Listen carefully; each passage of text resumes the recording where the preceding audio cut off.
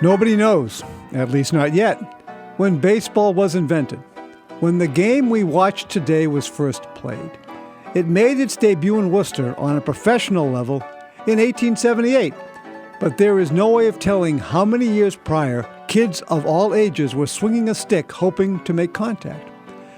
When Worcester Historical Museum was founded in 1875, the city had already seen the demise of one team and was ready to welcome another that would indeed make history. Baseball is probably older than the Declaration of Independence, but not as old as the pyramids. And its family tree has many trunks and branches. The game of baseball, as played in and around New York City in the 1840s, would be recognizable as the game of baseball played at Polar Park in Worcester in 2021. More than any sport, baseball has a history that tends to come full circle. Our Worcester Red Sox are direct descendants of the Pawtucket Red Sox, who, in 1981, played the longest game in professional baseball history, 33 innings. That was the longest professional game, but not the longest game ever. That was played in Worcester in September of 1860 between the Unions of Medway and Excelsiors of Upton at the Agricultural Fairgrounds off Seaver Street. It began on September 25th and ended on October 5th. 172 innings in 21 hours and 50 minutes of interrupted playing time. Upton won 50-29. Historically, New England's version of baseball was somewhat different than New York's. But when the sport finished being refined in the not-so-big apple of the 1840s, it rapidly took over as the game, and in the Northeast evolved from hobby into obsession. The Civil War helped spread baseball, and when it ended, the game exploded. Central Massachusetts rode that wave of interest with a collection of amateur ball clubs, and by the spring of 1878, the city joined the ranks of professional baseball when the Live Oaks of Lynn moved to town. The Live Oaks were dead by September, but in 1879, the Worcester Baseball Association was formed. Led by manager Frank Bancroft of Clinton, it put a team in the National Association, the leading minor league in the country, and used the driving park inside the agricultural grounds for a home field.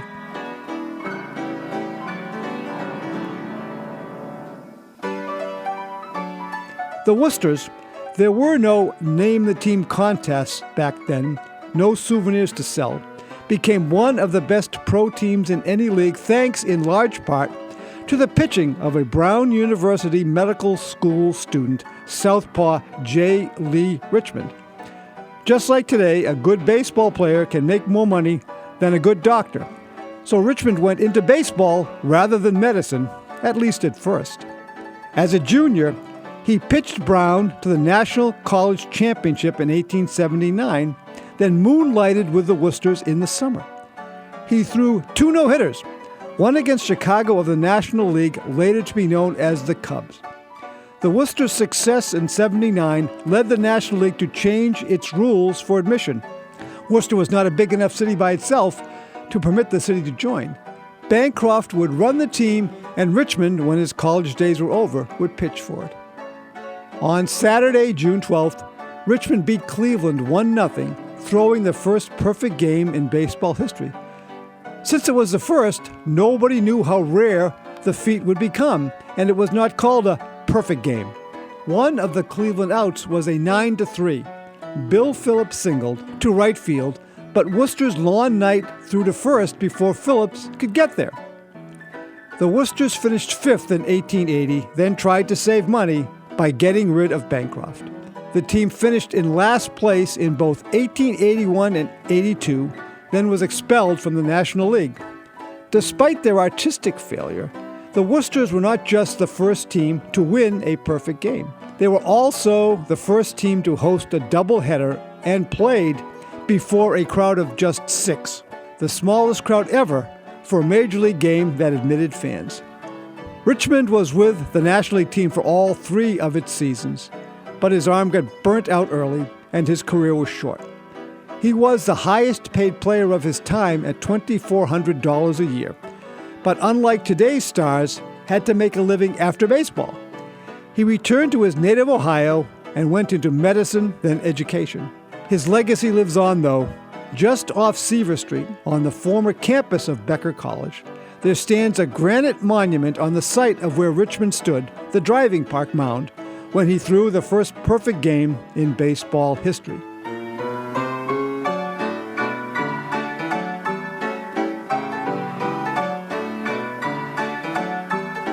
While the Worcesters were playing Major League Baseball at the driving park, Ernest L. Thayer was attending Classical High School not that far away.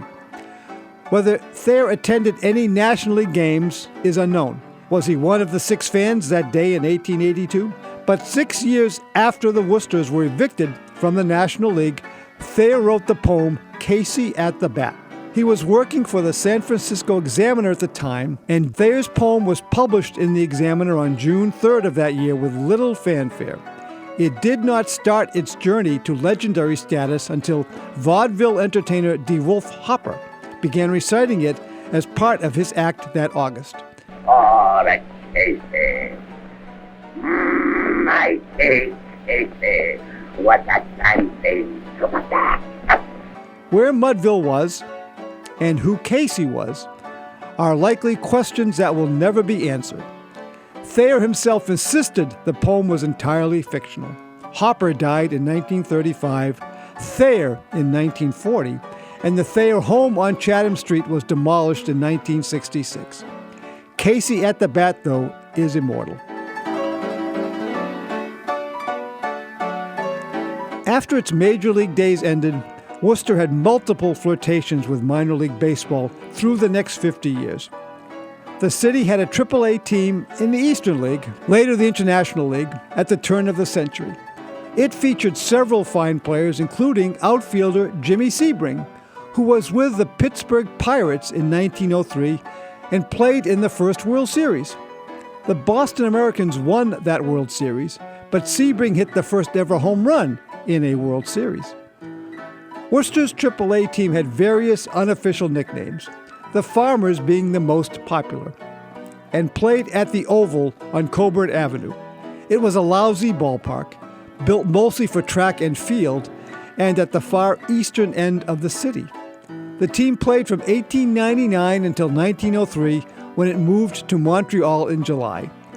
The Farmers' various owners all blamed the Oval for their problem attracting fans. In 1906, Worcester resident and future Hall of Fame member Jesse Burkett bought the Concord franchise of the New England League and moved it to his home city.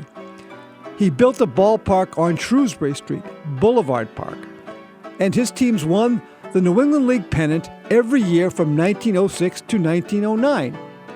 The city had teams in Boulevard Park through 1925 when the Panthers, managed by another future Hall of Fame member, Casey Stengel, finished third in the Eastern League.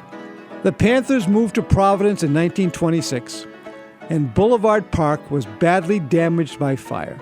The city had low-level teams in the minors in 1933 and 34, but that was it for pro baseball until the Worcester Tornadoes came to town in 2005.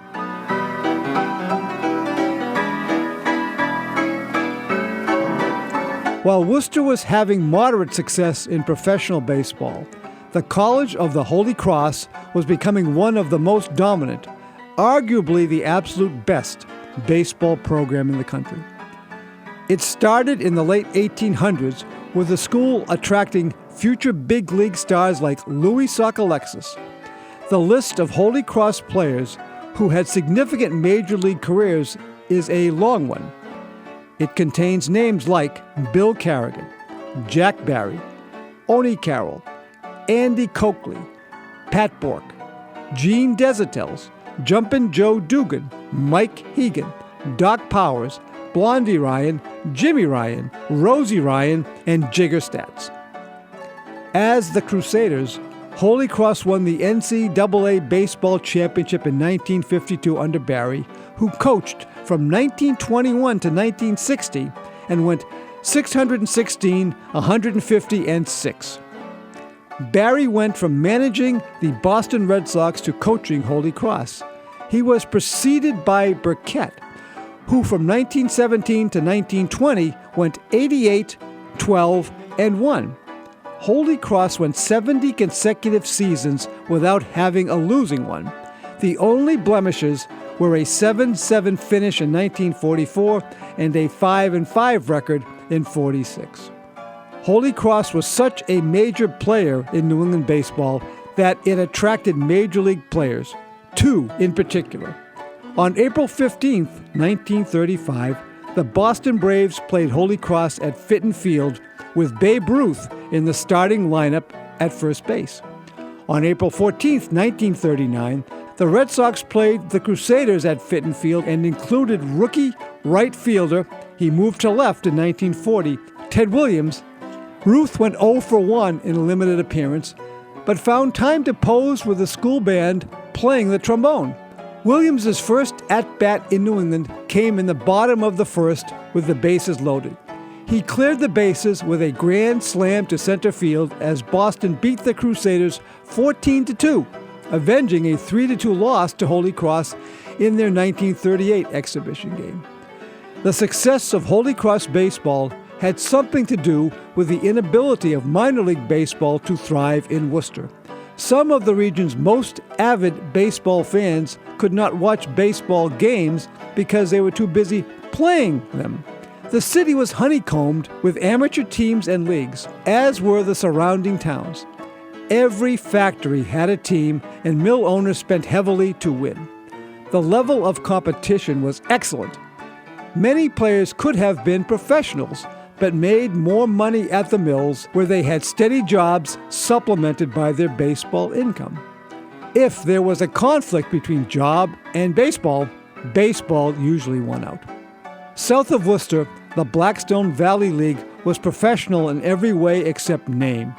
Teams in Douglas, Uxbridge, Farnhamsville, Millbury, Whitensville, all the villages, recruited professionals who played under assumed names and got paid under the table. The list is legendary. Lefty Grove was paid by the strikeout. He's on it. Hank Greenberg played for East Douglas under his real name. The Great Depression cut into the money available for Mill League baseball, and it suffered. Then World War II took many of the players. The leagues resurrected after the war ended, but by the early 1950s, television and the textile industries moved south, killed them.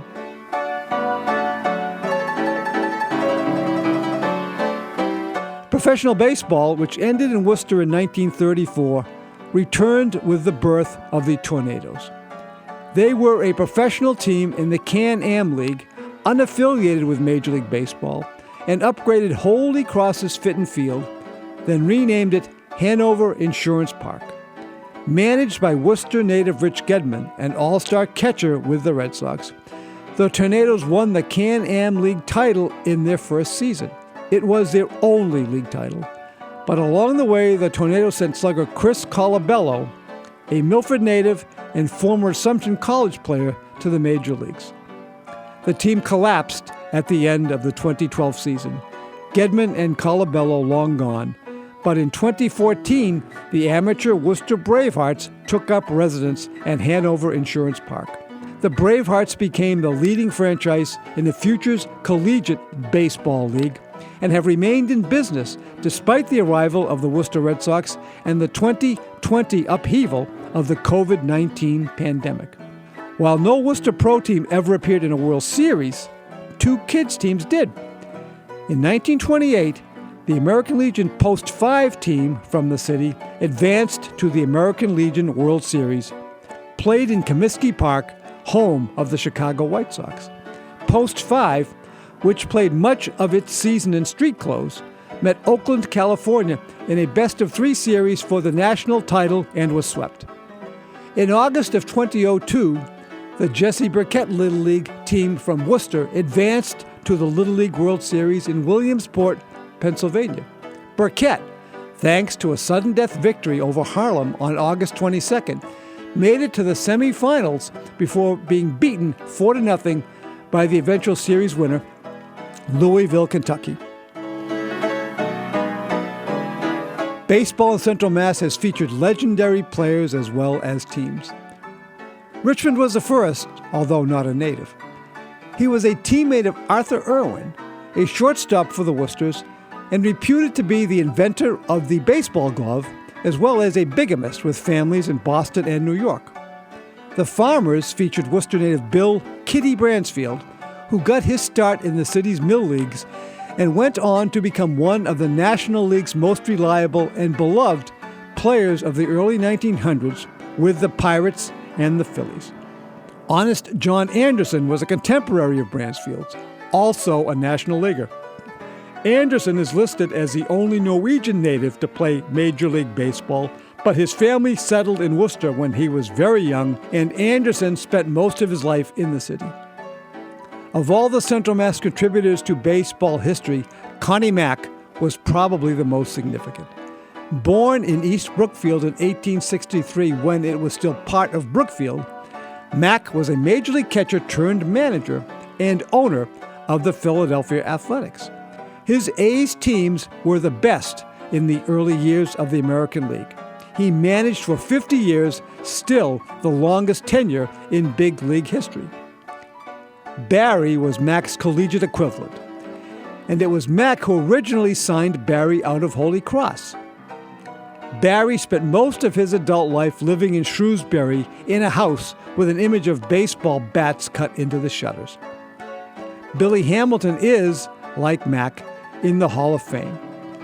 Hamilton grew up in Clinton and played minor league baseball in Worcester, where he settled with his family. He was considered to be the best base runner of his time, thus the nickname Sliding Billy Hamilton. Wilbert Robinson, a catcher, grew up in Hudson when it was still part of Bolton. Robinson was best known as the longtime manager of the team that became the Brooklyn Dodgers. He was so connected with baseball in Brooklyn that the team's nickname was the Robins when he managed them, winning 2 National League pennants along the way. One of Robinson's players in Brooklyn was Casey Stengel, who, as his playing career neared its end with the Boston Braves, was assigned to the Braves farm team in Worcester as player, manager, owner. He did a great job, and at the end of 1925, got an offer to move up to a higher level. In order to do so, Stengel fired himself as manager and quit as owner. He is in the Hall of Fame also, mostly because of his time managing the Yankees. Gabby Hartnett is considered to be one of the best catchers ever to play the game. He grew up in Millville and was discovered playing shop league ball for American Wire and Steel. From there, Hartnett was signed by Jack Mack of the Eastern League Worcester Boosters in 1921, then purchased by the Cubs. He spent most of his career with them. When the Red Sox and Mets played in the 1986 World Series, 2 Central Mass players had key roles. Boston catcher Rich Gedman, who grew up in Worcester and starred at St. Peter Marion, had achieved all-star status in the American League. Gedman started all 14 postseason games for the Red Sox that year and homered in both the ALCS and World Series. Ron Darling, who grew up in Millbury and played at St. John's, won 136 games in the major leagues and went 1-1 with a 1.35 earned run average in the World Series. Burkett came to Worcester from his native West Virginia to play minor league baseball in 1889. He met a local girl, got married, and stayed in town for the rest of his life. Burkett was a Hall of Fame outfielder who became a great minor league player, manager, and owner, as well as baseball coach at both Holy Cross and Assumption. Pitcher Al Javery from Oxford was a workhorse for the Boston Braves. Javery led the National League in innings pitched with 303 in 1943 when he went 17-16. He worked 254 innings in 1944. Then his arm gave out, and his career was done by 1946. Javery did not stop throwing, though. After retiring from baseball, he became one of the best candlepin bowlers in New England. Northborough's Mark Fidrich was the best pitcher in baseball in 1976, the memorable year of the Bird. Fidrych went 19-9 for the Tigers, led the American League with a 2.34 earned run average, won the Rookie of the Year award, and was second in the Cy Young voting to Jim Palmer. Fidrych started off 1977 equally well, then hurt his arm and was never the same. After retiring from baseball, he settled back in his native Northborough. Hugh Bradley of Grafton played minor league ball for Burkett, then moved up to the Red Sox. His major league career was brief, but in 1912, he became the first batter to hit a home run over the left field wall at Fenway Park, something that fans and players thought might never be done when the park opened that year.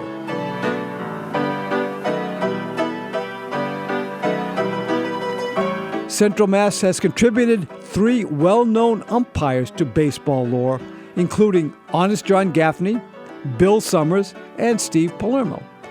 Gaffney lived in Worcester from age 11 until his death and was called King of the Umpires. He is credited with several umpiring innovations, including the use of protective equipment and stationing umpires behind home plate and in the infield when there was more than one. Gaffney was so highly respected that he became a manager of the Washington team and, as such, brought his team to Worcester in 1887 to play Boston in the last Major League game ever played in the city.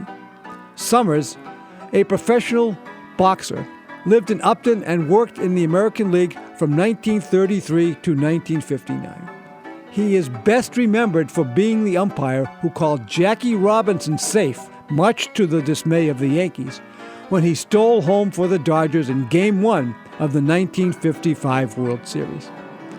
Palermo was born and raised in Oxford and was considered to be one of the game's best umpires. He worked in the American League from 1977 to 1991, and his career ended when he was shot and partially paralyzed while trying to apprehend robbers outside a restaurant in Dallas.